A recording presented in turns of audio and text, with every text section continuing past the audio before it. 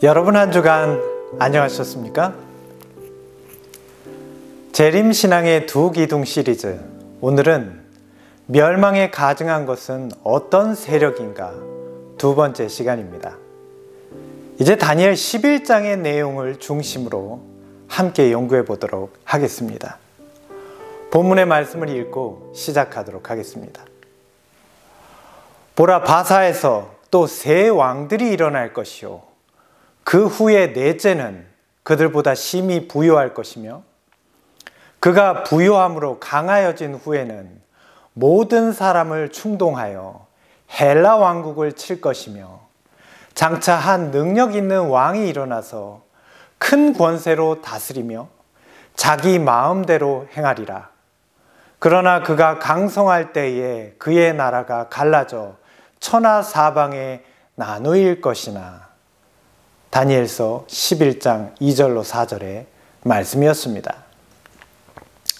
지난 시간 우리는 다니엘서 7장과 11장까지에 등장하는 멸망에 가증한 것은 어떠한 세력을 가리키는 것인지에 대하여 간략하게 연구해 보았습니다. 그들은 모두 이 땅에서 일어난 세력들로 그리스도의 성소 봉사를 방해하기 위하여 사탄이 내세운 역사 속의 제국들임을 깨닫게 되었습니다. 그중 다니엘 11장은 바사 왕국과 다투어 승리한 알렉산더가 세운 헬라가 네 나라로 나뉘어진 후부터 예수님의 재림 때까지 2500년에 해당하는 긴 역사의 시간을 나타내고 있습니다. 다니엘 11장은 이 기간 동안 남방왕과 북방왕의 대결을 보여주고 그들이 어떻게 그리스도를 대적할 세력으로 발전해 가는지를 묘사합니다. 오늘은 이 역사 속에 우리가 발견해야 할 중요한 것은 무엇인지 함께 깨닫고자 합니다. 오늘 우리가 이 예언들을 연구하기 전에 이 방송을 시청하시는 모든 분들이 우리는 왜 이 예언들을 연구해야만 하는가에 대한 깊은 성찰이 있으시기를 바랍니다. 우리가 이런 근본적인 의문을 갖지 못한다면 우리의 예언 연구는 형식적인 것이 되고 말 것입니다. 이와 관련하여 성경의 한 사건을 떠올리며 우리의 마음을 새롭게 하고자 합니다. 다니엘 11장은 바사, 곧 페르시아 제국에 일어날 네 왕에 대하여 묘사하는 것으로 예언을 시작하고 있습니다. 성경은 이 시대에 일어난 중요한 한 사건을 한 책으로 기록해 두었습니다. 그것은 바로 에스더서입니다. 에스더는 이 바사 왕국에 일어난 네 왕의 시대에 마지막으로 등장하는 아하수에로 왕의 왕비입니다. 예루살렘의 유민이었던 유대인이 어떻게 페르시아 제국의 왕비가 되었는지 신기하기도 하지만 에스더서에는 그것보다 더욱 기묘한 주제가 전개되고 있습니다. 그것은 아하수에로 왕과 에스더 왕비 시대에 일어난 한 사건이 그 당시의 유대민족과 마지막 때를 살아가는 우리에게 주는 큰 교훈이 되기 때문입니다. 이 사건을 이스라엘 민족들은 부림절이라는 축일로 오늘날까지 지켜오고 있는데요. 그 배경은 무엇인지에 대하여 역사는 이렇게 기록하고 있습니다. 하나님께서는 은혜를 베푸사 메데 바사 영토에 거하는 유대인들에게 크세르크세스 곧 에스더서에 나오는 아하수에로 왕의 통치 기간에 일어날 난세를 미리 아시고 고위층의 마음을 감동시키실 뿐 아니라 스가랴를 감동시켜 유랑자들이 돌아가도록 호소하게 하셨다. 다니엘 11장에는 바사 곧 페르시아 제국의 네 왕의 등장을 예고하고 있습니다. 그 첫째는 고레스입니다. 그는 하나님의 계획을 성취시킬 이스라엘의 목자로 선택된 이방의 왕이었습니다. 성경 이사야 44장은 그에 대하여 이렇게 묘사하고 있습니다. 고레스에 대하여는 이르기를 내 목자라 그가 나의 모든 기쁨을 성취하리라 하며 예루살렘에 대하여는 이르기를 중건되리라 하며 성전에 대하여는 내 기초가 놓여지리라 하는 자니라. 이사야 44장 28절의 말씀입니다. 하나님께서는 바사왕 고레스를 통하여 예루살렘 성전이 회복될 수 있게 하셨고 이스라엘 백성들이 예언의 성취를 깨닫고 예루살렘으로 돌아갈 수 있는 길을 열어주셨습니다. 그런데 바벨론과 페르시아 시대에 포로로 남아있던 유대인들은 이 예언을 깨닫고 온전히 순종하지 못했습니다. 그들은 예루살렘으로 돌아가라는 하나님의 명령을 이행하지 못하고 있었습니다. 많은 유대인들이 예루살렘으로 돌아가는 긴 여행길과 황폐한 성읍과 성전을 회복하는 일을 고된 일로 여기고 오히려 유랑의 땅에 남아있기를 원했습니다. 하나님께서는 유랑의 땅에 남아있는 사람들에게 호소하기를 그치지 아니하셨고 또 여러 가지 방편을 통하여 그들도 역시 돌아갈 수 있게 하셨다. 그러나 그들은 주어진 가마를 받지 못한 채 남아있었고 그 초청에 주의하지 아니하였다. 그러나 그러는 동안에도 하나님의 예언은 신속히 성취되어 가고 있었습니다. 인류를 죄악에서 구속하시기 위한 그리스도의 초림이 가까워졌고 이방인의 땅에서 그들에게 허락된 은혜의 시간은 신속히 맞춰지고 있었습니다. 그동안의 메데 바사 영토 안의 사정은 신속히 변하고 있었다. 유대인들이 크게 은총을 입었던 다리오 히스타스페스는 그의 왕위를 크세르크세스 왕에게 계승하였다. 도피아라는 기별을 무시한 유대인들에게 무서운 위기가 크세르크세스, 곧 아하수에로의 통치 기간에 있었다. 이제 그들은 하나님께서 준비하신 도망할 길을 이용하기를 거절하였으므로 죽음에 직면하게 되었다. 아하수에로 왕과 왕비 에스더의 이야기는 여기에서 시작됩니다. 아하수에로 왕은 다니엘 11장 2절에 넷째 왕으로 묘사된 심히 부요한 자였습니다. 에스더서에는 그 부요함이 어떠했는가를 이렇게 잘 묘사하고 있습니다. 아하수에로는 인도로부터 구스까지 127지방을 다스리는 왕이라. 그의 모든 지방간과 신하들을 위하여 잔치를 베푸니 왕이 여러 날 곧 180일 동안에 그의 영화로운 나라의 부함과 위엄의 혁혁함을 나타내니라. 금잔으로 마시게 하니 왕의 풍부하였으므로 어주가 한이 없으며. 다니엘은 장차 페르시아 제국에 일어날 일들을 정확하게 기록하였습니다. 예언의 성취가 얼마나 놀랍습니까? 에스더서에는 그 예언의 성취를 분명하게 나타내고 있습니다. 다니엘 11장에는 아하수에로 왕의 부요함의 결말에 대하여 이렇게 묘사하고 있습니다. 그 부요함으로 강하여진 후에는 모든 사람을 충동하여 헬라 왕국을 칠 것이며, 다니엘 11장 2절의 말씀입니다. 역사상 크세르크세스라 불린 아하수에로 왕은 부왕이었던 다리오 1세가 마라톤 전투의 패배로 이루지 못한 지중해 북쪽으로의 진출을 꿈꾸며 그리스 원정을 준비합니다. 그리고 여기에 페르시아에 막대한 부를 쏟아부었습니다. 그는 40개 민족의 군대를 용병으로 사들여 그리스 원정에 임하지만 살라미스 해전에서 대패함으로 동방으로 물러가게 됩니다. 에스더서는 성경의 예언이 어떻게 성취되는지를 보여주는 이야기이며 하나님의 백성들이 그 주어진 사명을 잃어버리게 될 때 어떤 일이 임하게 되는가를 잘 보여주고 있습니다. 오늘날 우리는 이러한 예언의 성취를 깨닫고 우리의 사명을 기억하며 사는 사람들입니까? 혹시 우리도 에스더 때의 예루살렘 유민들처럼 우리의 참 신분이 무엇인지 생각지 못한 채 자신의 정체성을 잃고 살아가고 있지는 않습니까?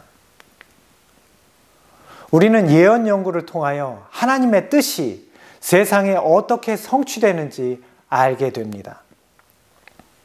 또한 우리는 예언의 성취를 확인하기 위하여 역사를 살피는 것입니다. 역사는 시간과 공간의 기록입니다. 시간을 이해하려면 일어난 사건들을 살펴야 하고 공간을 이해하려면 그 사건들이 성취되는 장소를 연구해야 합니다. 다니엘서 11장의 예언들이 바사왕국과 그 왕들의 역사를 통해 실현되는 것들을 볼 때 우리는 이 예언에 대한 신뢰심을 갖게 됩니다. 그런데 우리가 여기서 깨달아야 할 한 가지 중요한 것이 있습니다. 과연 무엇이 이 거대한 제국들을 움직이게 했는가 하는 것입니다. 우리는 예언을 통해 거대한 제국을 움직이는 사탄의 전략을 깨닫게 됩니다. 다니엘서 10장에는 그 사실을 이렇게 기록하고 있습니다. 페르시아 제국을 지배하고 있는 강한 악령이 내 길을 막았으나 천사장 중 하나인 미가엘이 와서 나를 도와주었으므로 내가 페르시아를 지배하고 있는 이 악령들을 물리치고 올 수 있었다. 다니엘서 10장 13, 14절의 현대인의 성경판입니다. 예언 가운데 우리는 사탄이 그 제국들과 군주들을 격동케 하여 움직이는 것을 볼 수 있습니다. 동방의 바사 왕국은 그 제국의 힘이 커져 팽창하게 되면서 지중해 동편으로 끊임없이 진출하게 됩니다. 페르시아 제국이 끊임없이 지중해 동편으로 움직이는 이유는 무엇일까요? 지도를 통해 페르시아 제국이 차지한 영토를 보십시오.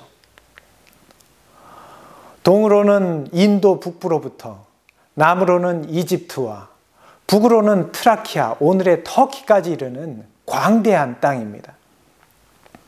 그러나 이 대부분의 지역은 사막으로 이루어진 건조한 땅입니다. 이러한 거대한 왕국을 다스리기 위해서는 엄청난 통치 자금이 필요할 것입니다. 그러나 이런 척박한 땅에서 많은 재물을 기대하기는 어려웠을 것입니다. 결국 여러 나라와 교역을 통해 발생하는 세금을 얼마나 많이 거둘 수 있는가가 왕국의 부요를 가늠하게 하는 결정적인 요소가 될 것이었습니다. 그러면 이러한 안목으로 지중해 동편과 건너편에 이르는 에게해를 보십시오. 얼마나 많은 섬들과 도시국가들이 있습니까? 이들을 장악하는 것은 지중해의 교역을 선점하게 하므로 많은 부를 얻게 할 것입니다. 사탄은 언제든지 이렇게 세상의 재물들과 그 흐름을 이용하여 세상 나라와 군왕들을 격동시키는 것입니다. 다니엘서 11장은 이런 배경에서 지중해 동편의 거대한 페르시아와 이에 맞서는 델로스 동맹으로 연합한 지중해 세력이 어떻게 격돌하게 되는지를 보여줍니다. 이것은 다니엘 8장에 두 뿔 가진 수양의 세력으로 표현된 페르시아 제국과 현저한 뿔을 가진 수염소 곧 헬라가 격돌하는 장면을 통해서도 잘 묘사되고 있습니다. 이어지는 다니엘 11장 3절의 말씀에는 이 역사를 이렇게 표현하고 있습니다. 장차 한 능력 있는 왕이 일어나서 큰 권세로 다스리며 자기 마음대로 행하리라. 에스더서에 등장하는 아하수에로, 크세르크세스 왕이 살라미스 해전에서 대패하여 그리스 원정에서 실패하면서 페르시아는 점점 약해지고 그 패권이 지중해 세력에게 넘어가게 됩니다. 그런데 이 지중해 세력은 폴리스라고 불리는 여러 도시국가가 서로 다른 섬과 지역으로 흩어져 있는 아주 복잡한 세력을 이루고 있었습니다. 그때 이 세력들을 하나로 통일하는 한 능력 있는 왕이 등장하는데 그가 바로 마케도니아 왕이었던 알렉산더였습니다. 그는 지중해 세력을 통일하고 페르시아의 광활한 영토와 이집트를 지배하는 거대한 나라를 세웠습니다. 그러나 이어지는 말씀에는 그 세력의 몰락을 이렇게 말합니다. 그러나 그가 강성할 때에 그의 나라가 갈라져 천하사방에 나누일 것이나. 다니엘서 11장 2절로 4절의 말씀입니다.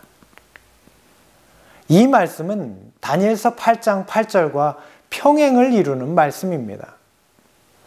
순념소가 스스로 심히 강대하여 가더니 강성할 때에 그 뿔이 꺾이고 그 대신에 현저한 뿔 넷이 하늘 사방을 향하여 났더라. 알렉산더 대왕의 갑작스러운 죽음으로 광활한 헬라 제국은 네 나라로 쪼개어졌습니다. 그 나라는 알렉산더의 네 장수의 이름을 따라 셀류쿠스, 카산더, 리시마쿠스, 프톨레미로 나뉘어 치열한 패권 다툼을 벌이게 됩니다. 카산더와 리시마쿠스가 몰락한 후에 셀류쿠스와 프톨레미는 각각 북방과 남방으로 나뉘어 그 세력을 다투게 됩니다. 다니엘 11장 5절부터 15절까지의 말씀은 셀류쿠스와 프톨레미가 북방과 남방왕으로 묘사되어 있습니다. 또한 그들이 어떻게 대립하게 될 것인지를 잘 보여주고 있습니다. 네 개의 왕국이 두 왕국으로 재편되면서 그들은 결혼 동맹을 맺고 잠시 평화를 누리게 되었지만 얼마 지나지 않아 그 결합이 깨어지고 치열한 세력 다툼이 있게 됩니다. 다니엘 11장은 이것을 잘 묘사하고 있습니다. 남방의 왕은 강할 것이나 그 군주들 중 하나는 그보다 강하여 권세를 떨치리니 그의 권세가 심히 클 것이요 몇 해 후에 그들이 서로 단합하리니 곧 남방 왕의 딸이 북방 왕에게 가서 화친하리라. 그러나 그 공주의 힘이 쇠하고 그 왕은 서지도 못하며 권세가 없어질 뿐 아니라 그 공주와 그를 데리고 온 자와 그를 낳은 자와 그때에 도와주던 자가 다 버림을 당하리라. 다니엘 11장 5절 6절의 말씀입니다. 셀류쿠스 왕조와 프톨레미 왕조의 결혼 동맹이 깨어지고 남방왕 곧 프톨레미 왕조가 북방왕 셀류쿠스를 공격하면서 이어지는 전쟁의 역사가 다니엘 11장 15절까지 잘 묘사되어 있습니다. 이렇듯 남방왕과 북방왕 곧 프톨레미 왕조와 셀류쿠스 왕조의 전쟁이 다니엘서 11장에 묘사된 이유는 무엇일까요? 예언의 성취는 역사를 통해서 볼 수 있고 역사를 제대로 알기 위해서는 시간과 공간의 기록인 사건과 나라들의 영토를 살펴야 한다고 했습니다. 이 시기의 지도를 보시면 북방왕 셀류쿠스 왕조와 남방왕 프톨레미 왕조가 서로 싸우기 위해 모두 예루살렘을 지나가는 것을 알 수 있습니다. 사탄은 남방왕과 북방왕의 투쟁을 통해 예루살렘의 성소를 회파시키고 하나님의 백성들을 공격하려 한다는 것을 깨닫게 됩니다. 그런데 사탄은 왜 특별히 이 시기에 예루살렘을 끊임없이 공격하게 하였을까요? 왜냐하면 그리스도의 초림이 임박했고 이스라엘 민족에 대한 은혜의 시기가 맞춰지게 되기 때문입니다.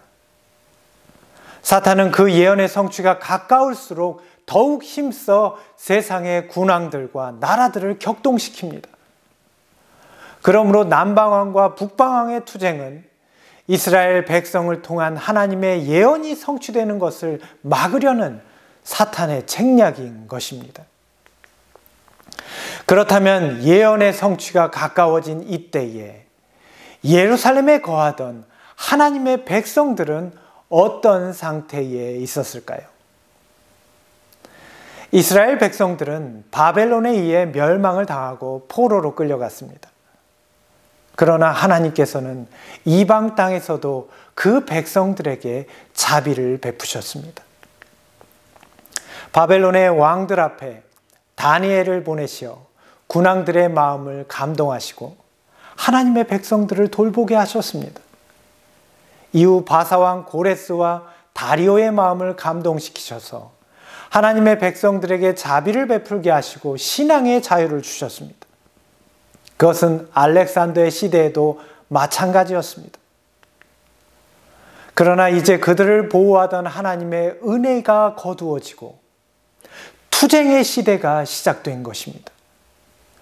남방왕과 북방왕의 투쟁이 시작되면서 그 가운데 놓인 예루살렘의 백성들은 신앙의 자유를 빼앗기게 되었고 그들의 나태하고 세속적인 영적인 상태를 깨닫게 되는 것입니다. 오늘 우리가 살아가는 시대는 어떻습니까? 우리는 1, 2차 세계대전을 지나고 한국전쟁을 지난 50년 동안 평안의 때를 살고 신앙의 자유를 누렸습니다. 그러나 그러한 은혜의 시기 동안 교회는 어떻게 변했습니까? 교회는 사탄의 지배 아래에 있는 세상에 현혹되어 세속에 깊이 빠지게 되었고 영적으로는 둔감하게 되었습니다. 그러는 동안 우리는 누렸던 은혜의 시기가 신속히 끝나가는 것을 경험하게 되었습니다. 세상에 재난이 증가하고 있습니다. 갈수록 질병이 더욱 심해지고 있습니다. 모든 나라의 분쟁과 대립이 늘어가고 죄악과 강포가 증가하고 있습니다. 나라들이 서로 대립하게 되므로 전쟁의 기운이 느껴지고 있습니다. 우리는 이제 평안의 때가 지나갔음을 느끼고 신앙의 자유가 사라져가는 것을 느끼게 됩니다. 세상의 마지막이 가까운 것입니다.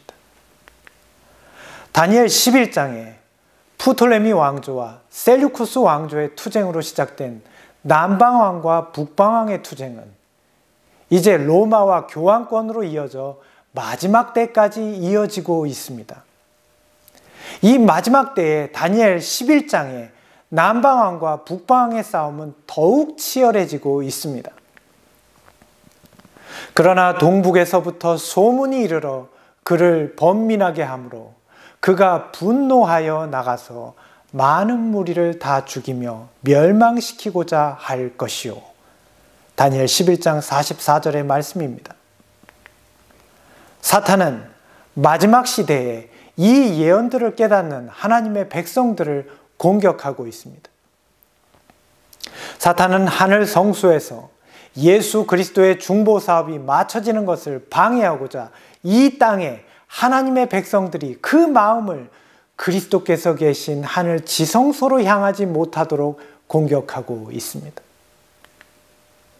사탄은 이 땅에 하나님의 백성들에게 허락된 은혜의 시기가 끝나가는 것을 알고 우리가 준비되지 못하도록 우리를 공격하고 있습니다. 우리는 이 예언된 마지막 시대를 사는 백성으로 어떻게 해야 할까요? 오늘 말씀을 마치면서 저는 다시 바사왕 아하수에로 왕 시대의 왕비 에스더의 경험을 되돌아보고자 합니다. 아하수에로 왕은 그리스 원정에서 패배하고 엄청난 손실을 입게 되었습니다. 그때 돌연 등장하는 인물이 아각 사람 하만입니다. 그 후에 아하수에로 왕이 아각 사람 함무다다의 아들 하만의 지위를 높이 올려 함께 있는 모든 대신 위에 두니 그는 아말렉 왕 아각의 후손이었습니다. 아말렉은 출애굽 때에 가나안을 향해 전진하던 하나님의 백성들을 공격했던 사탄의 세력을 상징합니다. 그래서 하나님께서는 아말렉과 영원히 싸우겠다고 말씀하셨습니다. 유다 민족을 위한 은혜의 시기가 맞춰지게 될 것을 아는 사탄은 유대 민족을 통해 하나님의 구속이 성취되지 못하도록 아각 사람 하만을 통해 유다 백성들을 몰살시켜 그리스도의 초림을 막으려 하였습니다. 하만은 바사왕 아하수에로가 탕진한 고갈된 국고를 자신의 돈으로 단번에 채우고 모든 권력을 잡게 됩니다. 사탄은 마지막 때에도 같은 방법으로 하나님의 백성들에게 고통을 가할 것입니다. 세계의 모든 강국들이 포스트 코로나 위기로 경제적 위기에 내몰린 지금 위정자들과 나라들의 경제 문제를 돈으로 해결하고 모든 세력과 권력을 손에 넣게 될 세력이 분명히 출현하게 될 것입니다. 세상은 그를 환영하고 그에게 모든 권력을 내어주게 될 것입니다. 그러나 이때에 일어나게 될 하나님의 참 백성은 누구입니까? 왕비 에스더 시대에 페르시아 땅에 흩어져 살던 유대인들은 예루살렘으로 돌아가야 하는 것을 잠시 잃어버렸으나 위기의 시대에 그들의 참 신분을 깨닫게 되었습니다.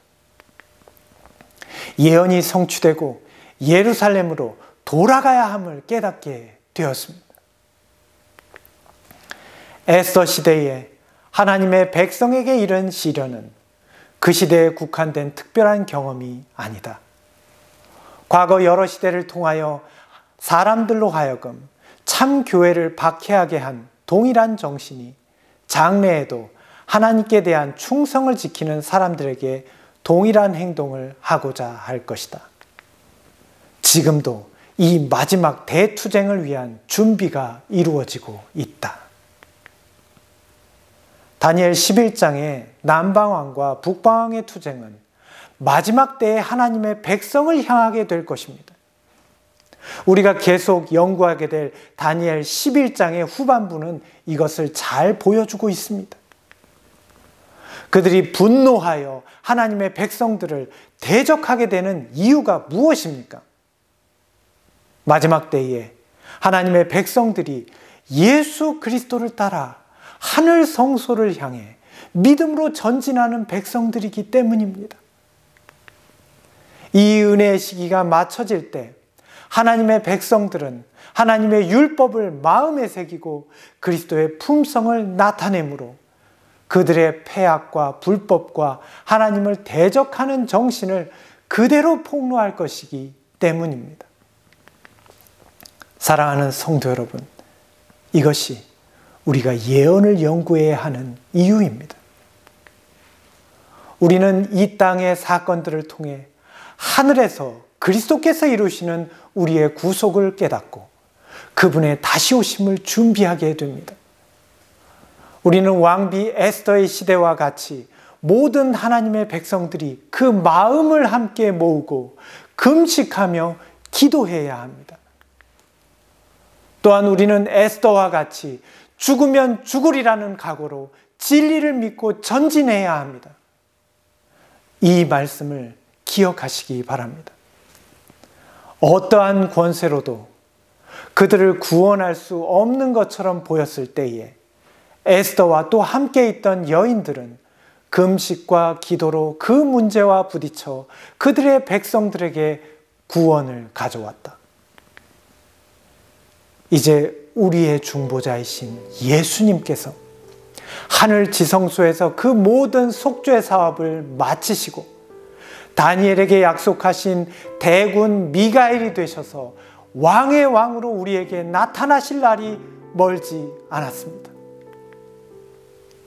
그때에 내 민족을 호위하는 큰 군주 미가엘이 일어날 것이요 또 환란이 있으리니 이는 개국 이래로 그때까지 없던 환란일 것이며 그때에 내 백성 중 책에 기록된 모든 자가 구원을 받을 것이라.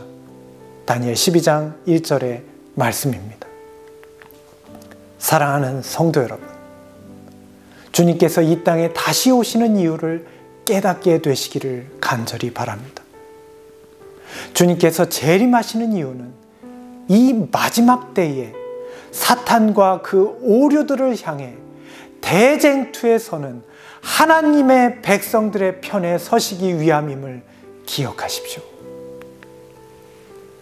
이 전쟁의 마당에서 진리와 오류 사이에 마지막 큰 싸움이 벌어질 것이다.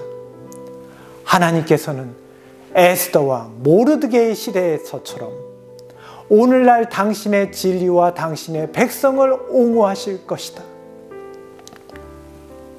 여러분 모두가 이 진리에 굳게 서시기를 간절히 기도드리겠습니다. 여러분 끝까지 인내하시고 끝까지 이 예언을 깨달으시고 끝까지 승리하게 되시기를 간절히 바랍니다. 오늘 말씀을 마치겠습니다. 감사합니다.